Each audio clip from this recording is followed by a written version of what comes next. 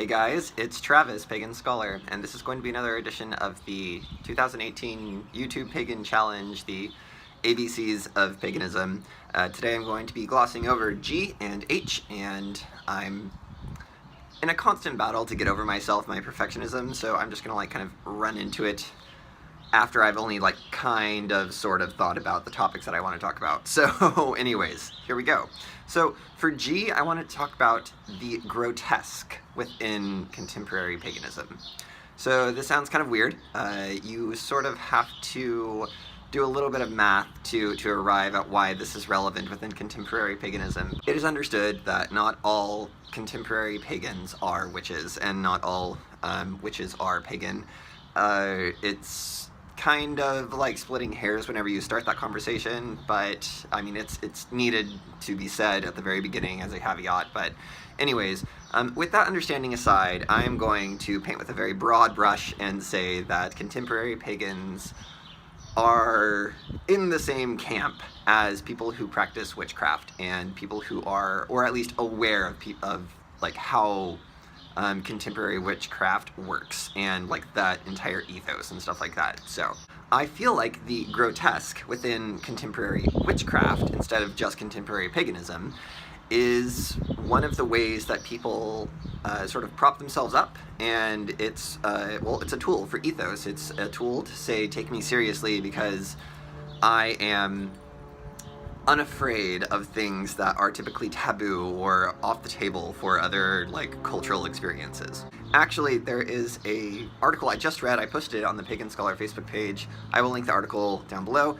And it talks about traditional witches, ye old traditional witches with all the extra Y's and C's and K's and stuff. But yeah, and it talks about how people will say so the article actually spawned from a person of high rank in the contemporary pagan world saying that animal sacrifice does not have a place in contemporary, in witchcraft, in contemporary paganism and things like that. And of course, there were people on the internet who were like, I'm a bad bitch, I'm not afraid of dark magic, I'm not afraid of, getting in touch with the darker side of things. So essentially, these people are, abusing animals if they are actually, in fact, committing animal sacrifice. And, I mean, you can read the article below, it's really good. But what I'm saying is, people who would say that they abuse, or not abuse, they don't say they abuse animals, they say that they sacrifice animals. But because our contemporary culture kind of holds that as well, we value animals, we think they're important, we think that they are worth our attention and worth, they have a dignity of life, a standard of living. And so anybody that would approach a witchcraft that permits animal sacrifice immediately lumps itself within this idea of the grotesque as something that is kind of taboo, something that is sort of apart from normal society, and it props itself up as a very powerful ethos of whoa, you do what? And so other forms of the grotesque, though, not just animal sacrifice, would be graveyard dirt, and again, the grotesque in and of itself is not inherently bad. It's just the way that I'm talking about it now is the grotesque is a way that we infuse our statements with authority as pagans, or as whatever you want to say or identify, but the grotesque is a way that we say yo, I'm not afraid of doing this, and this is why my practice is valid, because I am willing to do things that others are not. So yeah, graveyard dirt is a very classic example. People typically don't want to associate with graveyards.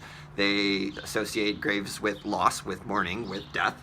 And contemporary American culture has a problem with its inability to think about death. I've talked about that in previous videos, something about Halloween, I don't know, I'll maybe link that below, but anyways.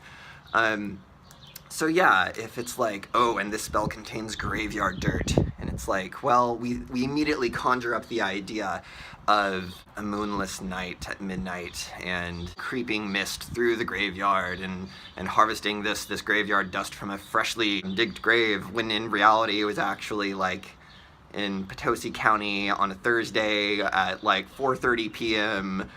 in April, and you know, it's like from some grave who you don't even know who this person is, and it was bright and sunny and slightly cold, but you know, like, it doesn't matter where the actual graveyard dirt came from. It's just the fact that we have projected the idea of the grotesque upon graveyard dirt, that we immediately associate that with an ethos of like oomph. Like it promotes this, well, it's more than an ethos, it's a pathos.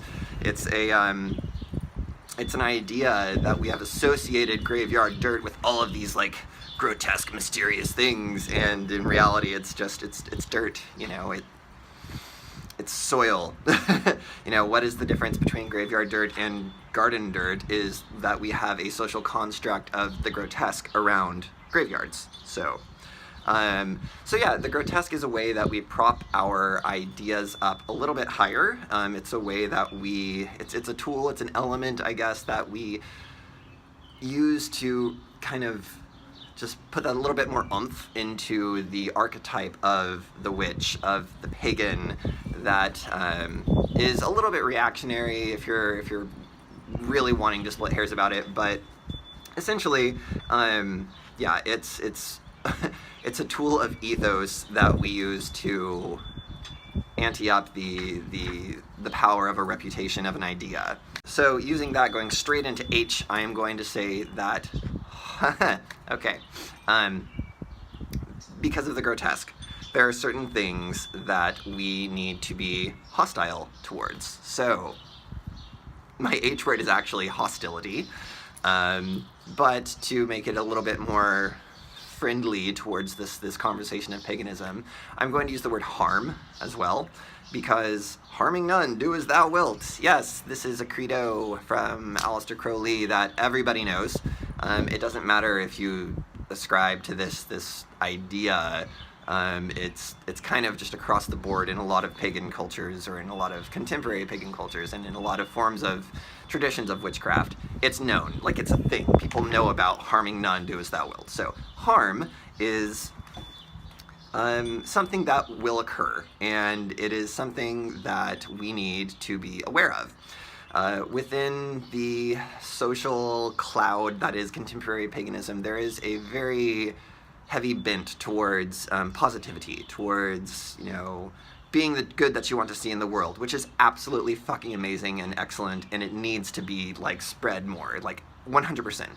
However, this can lead to a sort of spiritual bypassing. That's what Kellyanne Maddox, I think, coined that term, or made it popular at least. And it's sort of like, well, I'm not going to think about that because that's just negativity, and I'm not going to lower my vibration to this sort of like hatred or anything like that. And it's like, well, in some instances, hostility is needed. When harm is done, like, you know, yeah, everybody should try and get along, everybody can do their own thing, harming none, do as thou wilt. But once somebody's activity brings harm upon another, that's when hostility is actually a very appropriate, healthy, and necessary response towards that. We see this exemplified in Karl Popper's The Open Society and Its Enemies, and the paradox of tolerance. Essentially, if a society seeks to be tolerant, there is actually a line that has to be drawn in the sand between the intolerant. So, the classic and obvious example is the Nazi Party. And I've got a video for that too, that gets a fuck ton of internet trolls. I'll link that below if you want, but essentially, fuck Nazis. But basically, Karl Popper says that for a society to be tolerant, it must immediately and assuredly, like, boot out any ideology that espouses and promotes intolerance. So you cannot be tolerant of an intolerant ideology. We must be hostile towards anybody who would do us harm. That's just what I'm saying, essentially. Like, harm is necessary. Hostility is necessary against those who would do harm to us, against those who would wish us ill will. And that kind of ties back into the grotesque, in that we, once the grotesque steps beyond, like, well, okay, if you're going to bring harm to an animal in an animal sacrifice, that's kind of bad. We need to be hostile towards that. You know, it's my path. You can't tell me what to do. It's my own personal journey. No, you're bringing unnecessary harm to another living being. You're infringing upon their agency.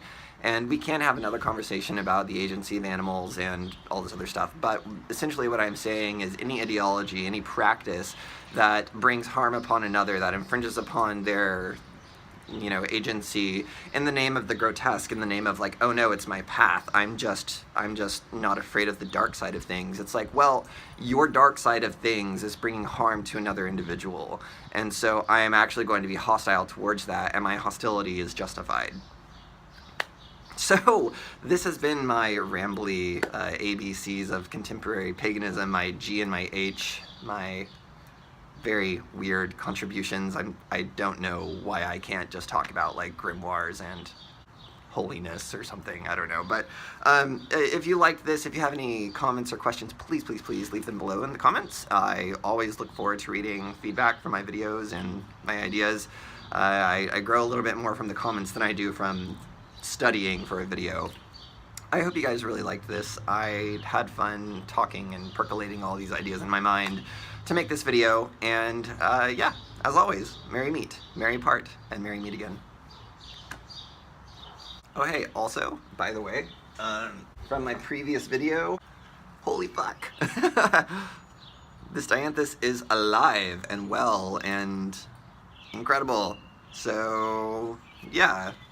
It's not an annual. I'm glad I didn't throw it out, because this brings me a lot of joy.